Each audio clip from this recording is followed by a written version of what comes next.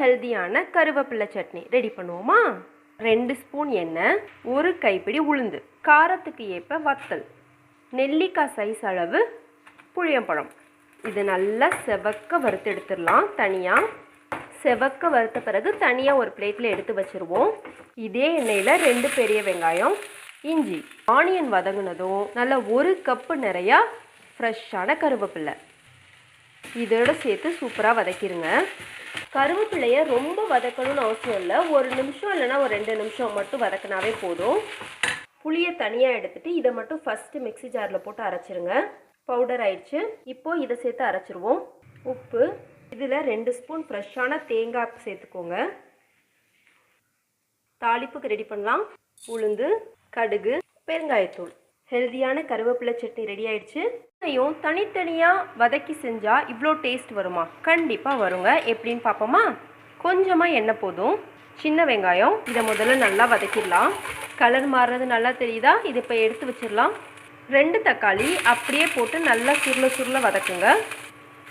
வதக்கியாச்சு. அடுத்து 5 பூண்டு, ஒரு சின்ன துண்டு இஞ்சி ஆப்ஷனல் தான், வேணான்னா விட்டுடுங்க. வதக்கியாச்சு. அடுத்து மிளகாய், அடுத்து நல்ல 1 கைப்பிடி உளுந்து, ஒரு சின்ன கப் அளவு தேங்காய், 1 கைப்பிடி கருவேப்பிலை, 1 கைப்பிடி கொத்தமல்லி, 10 புதினா இலை. இதை ஒன்றா சேர்த்து வதக்கிடலாம். முதல்ல மிளகாயும் உளுந்தும் அரைச்சிடுவோம்.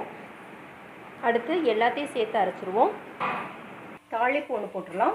உளுந்து, கடுகு, 1 கொத்து கருவேப்பிலை. இந்த சட்னிலாம் எங்கேயாவது ட்ரிப்பு போகிறீங்கன்னு வச்சுக்கோங்களேன், தாராளமாக எடுத்துகிட்டு போகலாம், கெட்டே போகாது. இது வெங்காயம் வெட்டினா போதும், அதுக்குள்ளே ஒரு சட்னியே ரெடி பண்ணிடலாம். அப்படிங்கிற மாதிரி ஒரு சட்னி சட்டுன்னு பண்ணுறது பார்க்கலாமா? 2 பெரிய வெங்காயம், உங்களோட காரத்துக்கு ஏற்றாப்புல பச்சை மிளகாய், இதோடு ஒரு துண்டு புளியையும் சேர்த்து வதக்கிடுங்க. வெங்காயம் வதங்குனதும் நல்லா 1 கைப்பிடி கொத்தமல்லி சேர்த்துக்கோங்க. புதினா மொத்தமாக ஒரு 20 இலை சேர்த்தா போதும். ரொம்ப போட்டு வதக்காமல் சும்மா லைட்டாக வதக்கினா போதும். இந்த மாதிரி இலை சுருண்டா மட்டும் போதும், ரொம்ப வதக்க வேண்டாம். ஆறுனதும் அரைக்க வேண்டியதுதான். இது செய்கிறதுக்கு 10 நிமிஷம் கூட ஆகாதுங்க. உப்பு சேர்த்துக்கலாம். தாளிப்புக்கு கொஞ்சமாக எண்ணெய், உளுந்து, கடுகு வெடித்ததும் கொஞ்சமாக ஜீரகம். அடுப்பை ஆஃப் பண்ணிவிட்டு கொஞ்சமாக பெருங்காயத்தூள். அவ்வளோதான். போகிற போக்கில் ஒரு சட்னியே ரெடி பண்ணிட்டோம். அவசரமாக ஒரு சட்னி ரெடி பண்ணிடுவோமா? அதுக்கு 5 பல் பூண்டு, 6 வத்தல், 2 தக்காளி. இதை அப்படியே அரைச்சிருந்துடலாம். சூப்பர் பேஸ்ட்டாக அரைச்சாச்சு. 2 ஸ்பூன் நல்லெண்ணெய்.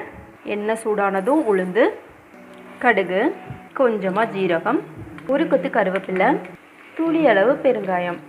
சட்னியே இதில் கொட்ட வேண்டியதுதான். 1/2 டம்ளர் தண்ணி ஊற்றி கழுவி அதோடு சேர்த்துருவோம். தேவையான அளவு உப்பு சேர்த்துக்கலாம்.